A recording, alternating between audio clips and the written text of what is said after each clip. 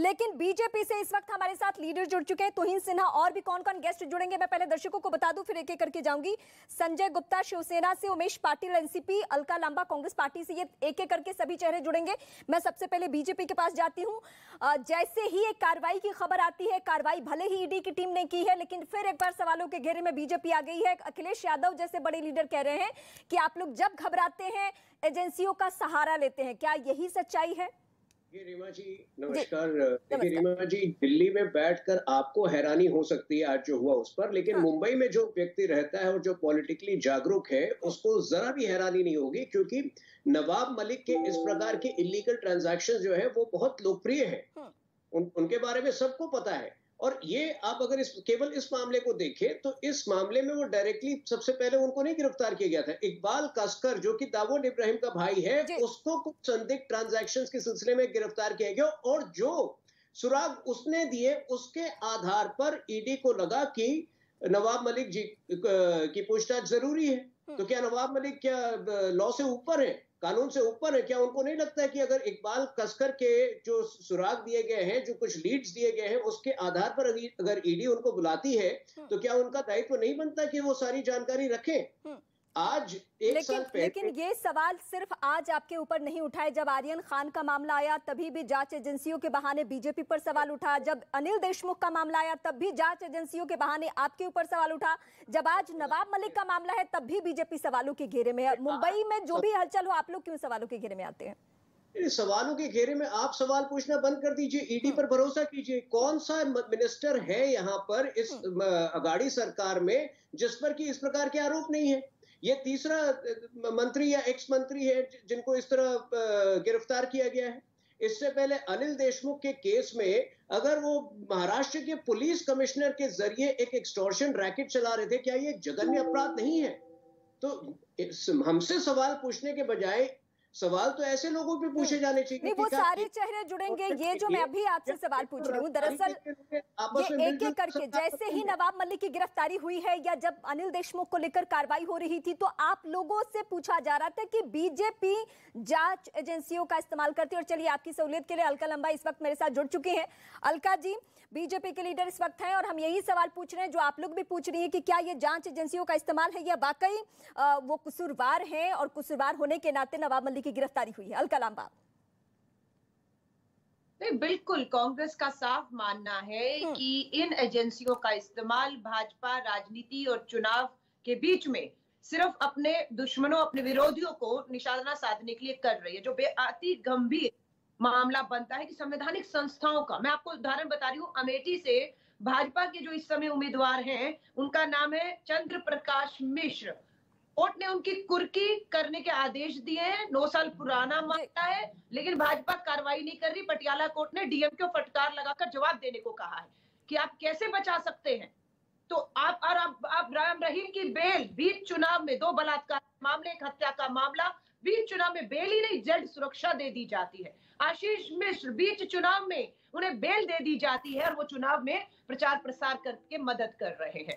और जहां पर इससे पहले आपको पता है पश्चिम बंगाल में शारदा चिटफंड बहुत बड़ा घोटाले की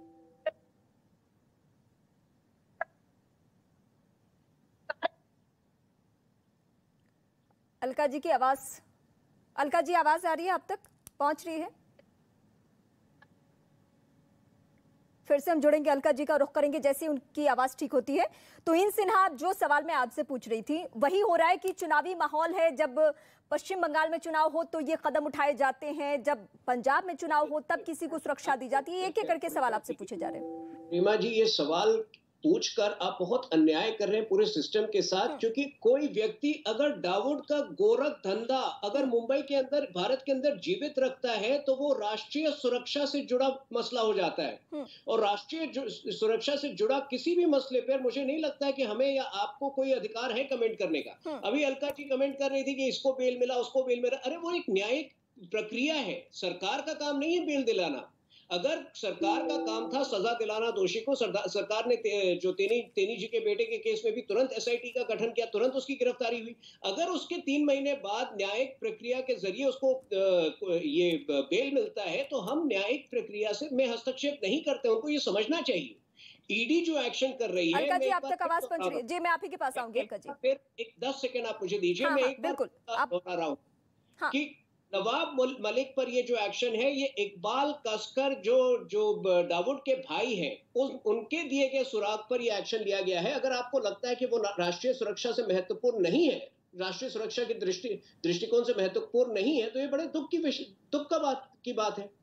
उन पर एक्शन होना चाहिए। बकायदा एक नाम लिया जा रहा है, दाऊद के भाई के बारे में कहा जा रहा है, और ईडी की टीम हो या कोई भी जांच एजेंसी हो, जब उनके पास कुछ पुख्ता बातें होती हैं तो फिर गिरफ्तारी होती है। और आप भी तो मानती है ना कि सरकारों से ऊपर एजेंसियां हैं, सरकारों से ऊपर कोर्ट है, और कोर्ट का कोई फैसला हो, अगर जांच एजेंसियों के जांच के दायरे में कोई आता है तो फिर प्रक्रिया तो आगे बढ़ेगी। नहीं, इनकार किससे? अगर संवैधानिक संस्थाओं को बिल्कुल अब निष्पक्षता से काम करने दिया जाए, यूं ही तो नहीं। आजादी के 70 साल के इतिहास में पहली बार 5 मुख्य न्यायाधीश ने प्रेस कॉन्फ्रेंस करके कहने पर मजबूर हो गए थे कि न्यायिक प्रक्रिया में दखल अंदाजी की जा रही है। हाँ या नहीं, सच है या झूठ, बता दीजिएगा कि शारदा चिटफंड, बंगाल के चुनाव में जो मुद्दे थे, जिन जिन नेता पे भ्रष्टाचार के मुद्दे थे, जिन पे ईडी की रेड थी, सीबीआई की, सब भाजपा में चले गए सर, मामले खत्म हो गए। हेमंत बिस्वा कांग्रेस में जब तक थे तब तक बहुत ही ज्यादा भ्रष्ट नेता थे, उनकी ईडी सीबीआई की रेड थी। इसी तरह गोवा के विश्वजीत राणे, जब तक कांग्रेस में ईडी की रेड हुई, सीबीआई की रेड हुई, और जैसे भाजपा में गए सारे मामले खत्म। लेकिन महाराष्ट्र में तो अभी चुनाव नहीं है अलका जी, महाराष्ट्र में अभी चुनाव नहीं है।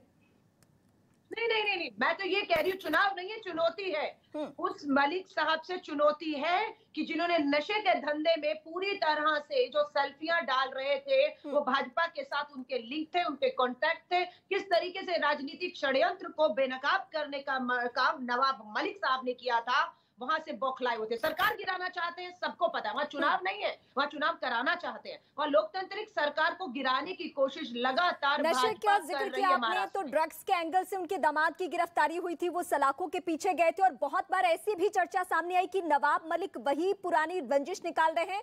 समीर वानखेड़े के एंगल में, आर्यन खान के एंगल में, देवेंद्र फडणवीस के एंगल में ये हुआ कि अपने दामाद की वजह से वो बार बार सबको कटघरे में खड़ा करते हैं।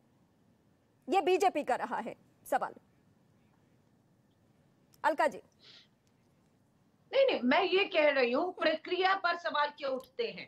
प्रक्रिया एक निष्पक्ष होनी चाहिए, स्वतंत्र होनी चाहिए। लेकिन साफ देखने में आ रहा है कि केंद्र में बैठी भाजपा की सरकार हर संवैधानिक संस्था को अपनी मुट्ठी में रखकर अपने मुताबिक उसका राजनीतिक इस्तेमाल कर रही है। हाँ। सवाल ही क्यों उठे? आज तक तो सवाल नहीं उठे थे जब तक डॉक्टर मनमोहन सिंह जी की सरकार थी। जो आपसे सवाल करेगा, आप अपराधियों को, बलात्कारियों को, हत्यारों को जेल देंगे, लेकिन आपके तानाशाहियों के खिलाफ, जुल्मों के खिलाफ जो आपको बोलेगा उसे आप जेल देंगे। ठीक है अलका जी, मैं आपके पास आती हूँ।